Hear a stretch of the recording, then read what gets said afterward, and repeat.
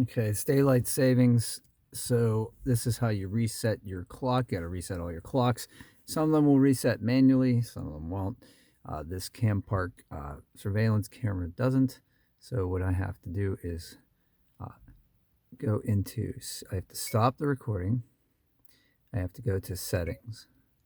And then I page down to time and date. Date and time, actually, it says. Click on that. And then I think I can just touch. No, I have to hit OK, OK, OK. And then there's the hour setting. So I want to go forward since it's March.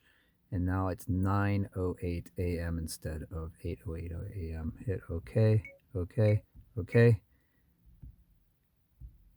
And you're done. All right. If this video helped you, you can verify it right there. If this video helped you, please hit like. That helps me.